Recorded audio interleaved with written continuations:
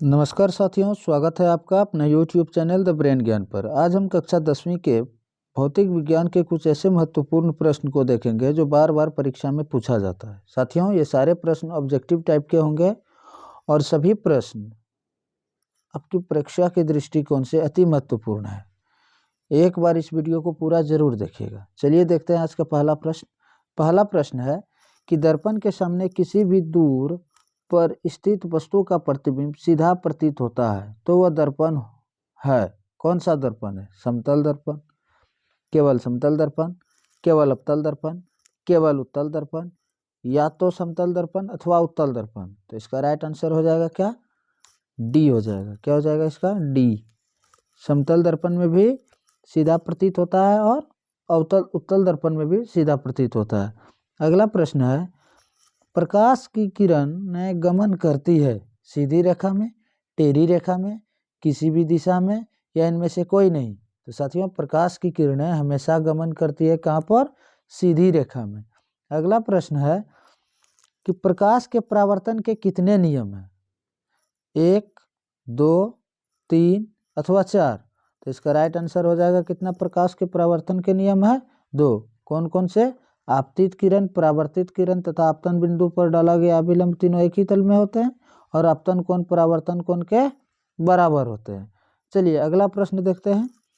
प्रकाश परावर्तन के नियम से निर्धारित होता है क्या? आपतन कोण परावर्तन कोण के बराबर, परावर्तन कोण अपवर्तन कोण के बराबर, आपतन कोण विचलन कोण के बराबर, या इनमें से कोई नहीं। तो अभी मैंने बताया क्या होता है, आपतन कोण और परावर्तन कोण दोनों क्या होते हैं? आपस में बराबर होते हैं। अगला प्रश्न देखिए क्या है। अगला प्रश्न कहता है कि प्रकाश तरंग का उदाहरण है क्या? ध्वनि तरंग, विद्युत चुंबकीय तरंग, परावैज्ञानिक तरंग, या इनमें से कोई नहीं। तो इसका राइट आंसर क्या हो जाएगा? 5 का बी हो जाएगा, विद्युत चुंबकीय तरंग है। अगला प्रश्न है, समतल दर्पण द्वारा बना प्रतिबिंब कैसा होता है? वास्तविक, काल्पनिक, वास्तविक तथा काल्पनिक दोनों, या इनमें से कोई नहीं। तो इसका राइट आंसर हो जाएगा क्या? बी हो जाएगा। कैसा होता है? समतल दर्पण पर हमेशा कैसा प्रतिबिंब बनता है? काल्पनिक प्रतिबिंब बनता है। चलिए अगला प्रश्न है, समतल दर्पण की फोकस दूरी होती है अनंत, शून्य, 100 सेंटीमीटर या 50 सेंटीमीटर। तो इसका राइट आंसर हो जाएगा क्या? ए। समतल दर्पण की फोकस दूरी कितनी होती है? अनंत होती है, जिसको हम लोग। अगला प्रश्न है कि अवतल दर्पण के सामने वस्तु को कहाँ रखा जाए ताकि प्रतिबिंब उल्टा, वास्तविक और समान आकार का बने? ध्रुव पर, अनंत पर, वक्रता केंद्र पर, या फोकस पर। तो इसका राइट आंसर हो जाएगा क्या साथियों? इसका राइट आंसर हो जाएगा सी, वक्रता केंद्र पर। कहाँ रखना चाहिए अवतल दर्पण के किसी वस्तु को? वक्रता केंद्र पर। अगला प्रश्न है, उत्तल दर्पण से बना काल्पनिक प्रतिबिंब होता है सीधा एवं आवर्धित, उल्टा एवं आवर्धित, सीधा एवं हासित, या इनमें से कोई नहीं। तो इसका राइट आंसर क्या हो जाएगा साथियों? सीधा एवं हासित होता है। अगला प्रश्न है, दर्पण का सूत्र होता है। देखिए साथियों, बहुत इंपॉर्टेंट ये प्रश्न है कि दर्पण का सूत्र क्या होता है? 1/v + 1/u = 1/f, 1/v - 1/u = 1/f, 1/f + 1/u = 1/v, या 1/v + 1/f + 1/v = 1/u। तो दर्पण का सूत्र क्या होता है साथियों? 1/v + 1/u = 1/f होता है। अगला प्रश्न, अगर यही लेंस का पूछ दे तो क्या हो जाता है? यहाँ पर माइनस हो जाता है, यानी ये तो किसका हो जाएगा? लेंस का हो जाएगा। किसका? लेंस का ये फॉर्मूला हो जाता है। अगला प्रश्न देखिए। अगला प्रश्न है कि दाढ़ी बनाने के लिए कौन सा दर्पण प्रयुक्त होता है? समतल दर्पण, उत्तल दर्पण, अवतल दर्पण, या इनमें से कोई नहीं। साथियों, इसका राइट आंसर हो जाएगा क्या? सी, दाढ़ी बनाने में जिसका नाम है हजामती दर्पण। कौन सा दर्पण? हजामती दर्पण, इसी को कहते हैं, हजामती दर्पण भी कहते हैं इसको। अगला प्रश्न है कि किसी कार के अग्रदीप में प्रयुक्त दर्पण निम्न में से कौन है? अवतल दर्पण, उत्तल दर्पण, समतल दर्पण, समतल या उत्तल दर्पण। तो देखिए साथियों, आगे में जो हेडलाइट के रूप में प्रयोग किया जाता है ना, वो कौन सा दर्पण होता है? अवतल दर्पण होता है। कौन सा दर्पण होता है? अवतल दर्पण होता है। अगला प्रश्न है, किसी दर्पण का उपयोग पश्च दृश्य दर्पण के रूप में किया जाता है, यानी किस दर्पण का उपयोग जो है साइड मिरर के रूप में, यानी पीछे वाला व्यक्ति को देखने में किया जाता है?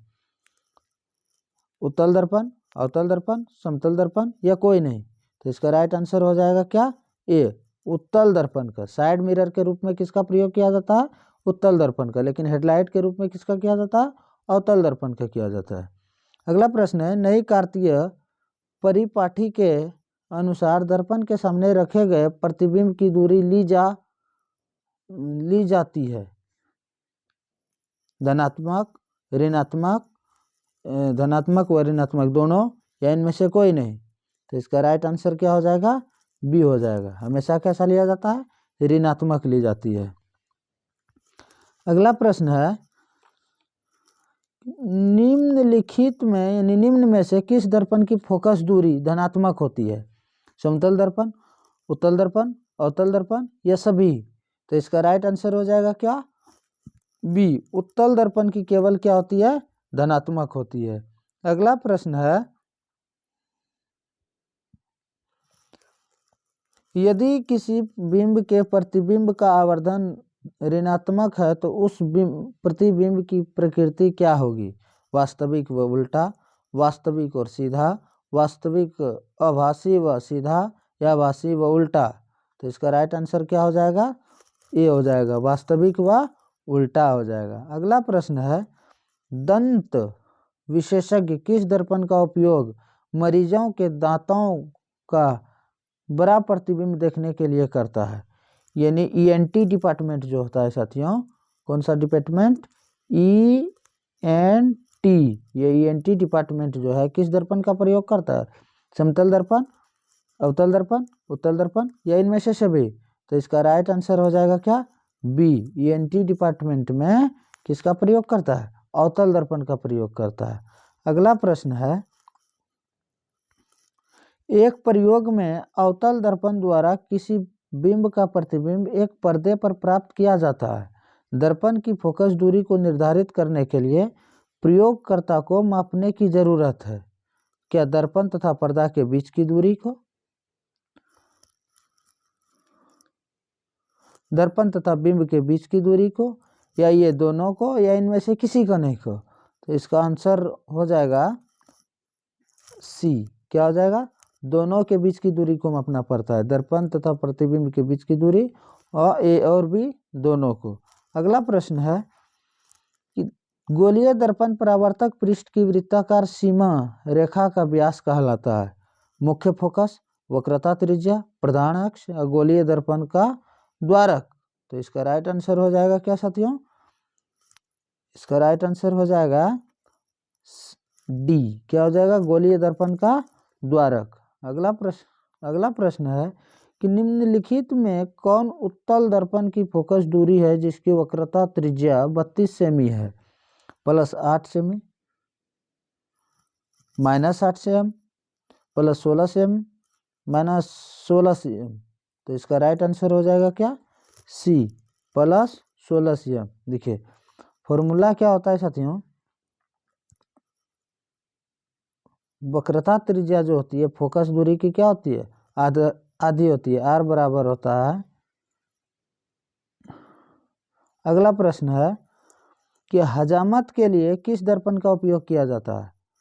अवतल दर्पण, उत्तल दर्पण, समतल दर्पण या इनमें से कोई नहीं? तो इसका राइट आंसर हो जाएगा क्या? ए, अवतल दर्पण में। इससे पहले भी ये प्रश्न आ चुका है साथियों। अगला प्रश्न देखें, काल्पनिक प्रतिबिंब होता है सीधा, उल्टा, उल्टा सीधा दोनों, या इनमें से कोई नहीं? तो इसका राइट आंसर क्या हो जाएगा? काल्पनिक प्रतिबिंब हमेशा कैसा होता है? सीधा होता है। अगला प्रश्न है,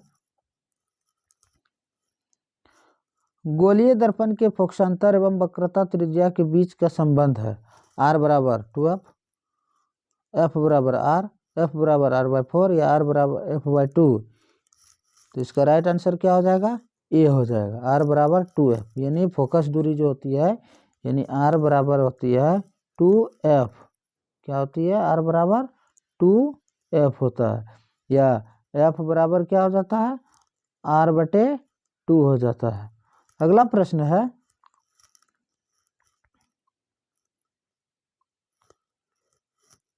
किसी बिंब का अवतल दर्पण द्वारा बना प्रतिबिंब आभासी, सीधा तथा बड़ा पाया गया वस्तु की स्थिति कहाँ होनी चाहिए। मुख्य फोकस और वक्रता केंद्र के बीच, वक्रता केंद्र पर, वक्रता केंद्र से बाहर, या दर्पण के ध्रुव तथा मुख्य फोकस के बीच में। तो इसका राइट आंसर क्या हो जाएगा, दर्पण के ध्रुव तथा मुख्य फोकस के बीच में। अगला प्रश्न है, किस दर्पण में दूर की वस्तु का प्रतिबिंब सदैव सीधा होता है। केवल अवतल, केवल उत्तल, केवल समतल, या तो समतल या तो उत्तल। तो इसका राइट आंसर क्या हो जाएगा, डी हो जाएगा, या तो उत्तल या तो समतल, दोनों में। अगला प्रश्न है, अवतल दर्पण की फोकस दूरी होती है धनात्मक, ऋणात्मक, कभी ऋणात्मक तो कभी धनात्मक, या शून्य। तो अवतल दर्पण की फोकस दूरी कैसी होती है, ऋणात्मक होती है हमेशा। अगला प्रश्न है,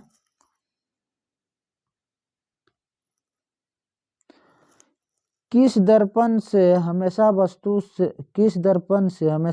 से छोटा प्रतिबिंब बनता है, यानी किस दर्पण में वस्तु का प्रतिबिंब हमेशा वस्तु से छोटा बनता है, उत्तल दर्पण में, अवतल दर्पण में, समतल दर्पण में, या किसी में नहीं। तो इसका राइट आंसर हो जाएगा क्या, उत्तल दर्पण में। अगला प्रश्न है, वायु में प्रकाश की चाल निर्वात की अपेक्षा होती है क्या, कम, ज्यादा, समान, या इनमें से कोई नहीं। वायु में जो प्रकाश की चाल होती है साथियों, निर्वात से क्या होती है, कम होती है। अगला प्रश्न है कि प्रकाश की चाल विभिन्न माध्यमों में होता है क्या, समान होता है, भिन्न भिन्न होता है, या ए बी दोनों होता है, या इनमें से कोई नहीं होता है। तो इसका राइट आंसर क्या हो जाएगा, सी हो जाएगा। क्या हो जाएगा, सी। अगला प्रश्न है, तालाब का जल कम गहरा दिखाई देने का कारण क्या है, परावर्तन, विवर्तन, अपवर्तन, या ध्रुवन। तो इसका राइट आंसर क्या हो जाएगा साथियों, सी, अपवर्तन है, प्रकाश के अपवर्तन। साथियों, इस वीडियो में मैंने 30 क्वेश्चन को डाला है, आप पूरे वीडियो को जरूर देखिएगा। अगर वीडियो आपको अच्छा लगता है तो अपने दोस्तों में शेयर कीजिए और चैनल को सब्सक्राइब कीजिए। अगर इसमें कुछ त्रुटि आपको नज़र आती हो, या आपका प्रश्न जितना सही हो, या कोई भी सुझाव आपको देना चाहते हैं आप, तो आप कमेंट बॉक्स में कमेंट कीजिए। पूरा वीडियो को जरूर देखिएगा साथियों। चलिए, thank you, all the best, take care.